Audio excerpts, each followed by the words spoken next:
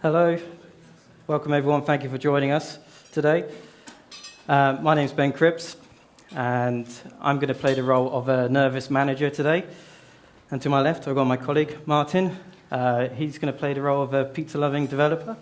Hello there. Apparently I eat pizza. And we're going to talk about bugs. So, as a manager, I often wonder how long we actually spend fixing bugs. And I wonder if you ever thought about how long you actually spend yourselves. From some analysis done by Tricentis, last year alone, for 2017, we spent nearly 270 years fixing bugs. That's around about 215 round trips for the Tesla Roadster. By that point, we would have run out of warranty. But during that time, just think about what you could have really achieved. You could have done some new proof of concepts, learning new technology, investing in yourself, and improving yourself. So it's lost time, really, and it could have been better spent. And then we've actually got the cost of a bug. Now, we all know that bugs cost something, but what is the actual real value? So let's think about a loan company. So you're working in a loan company and a bug came in, and that bug resulted in 60% of their loans not being collected on time.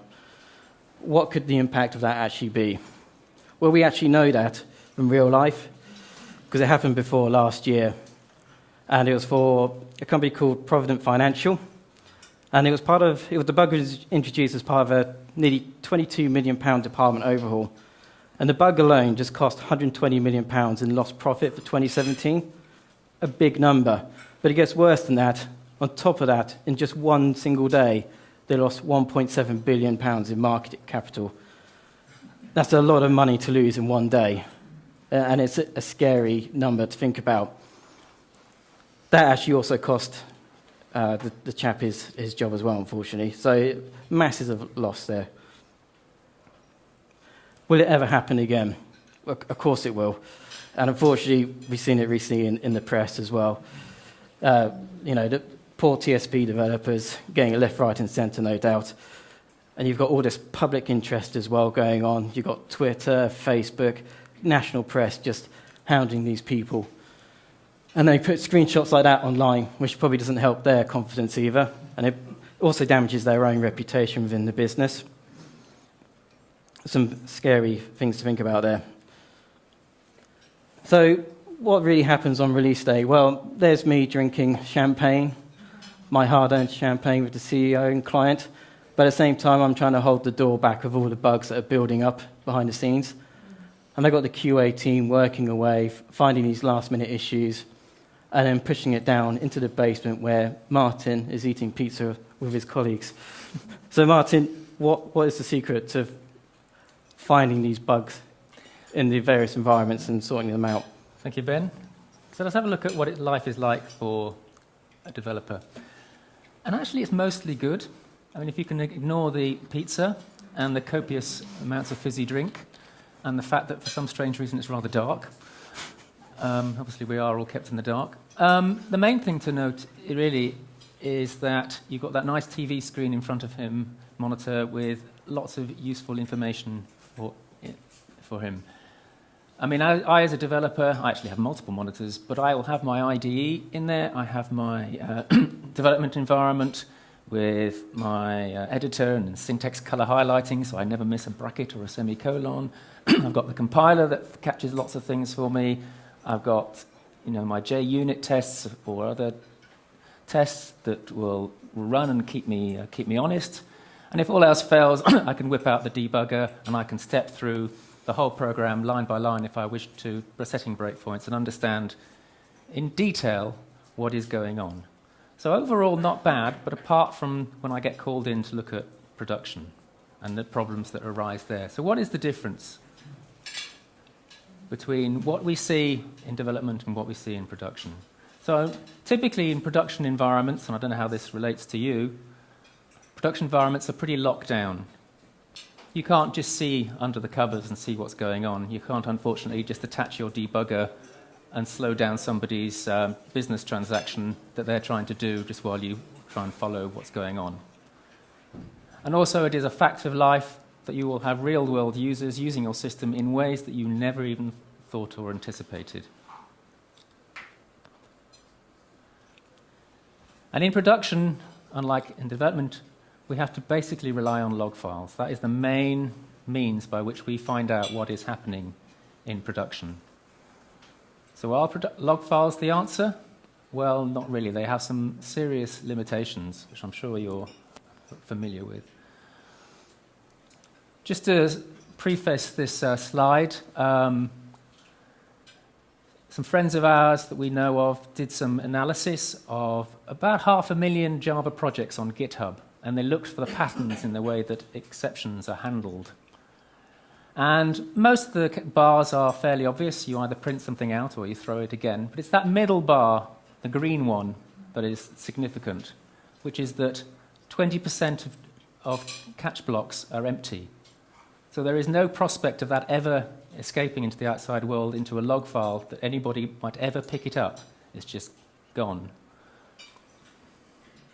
So already we're down on what we would like to have.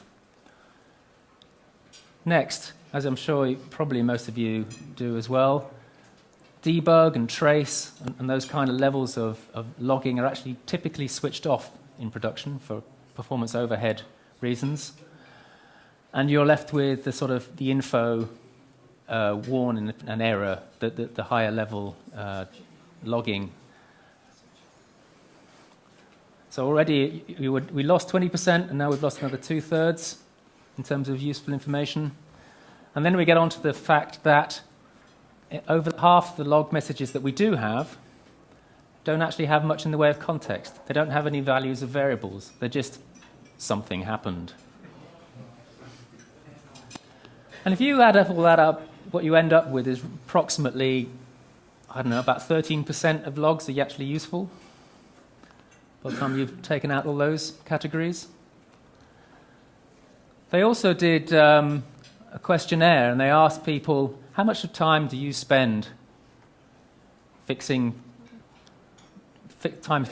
fixing bugs, looking at, trawling through log files and trying to reproduce the problems that you've encountered in production.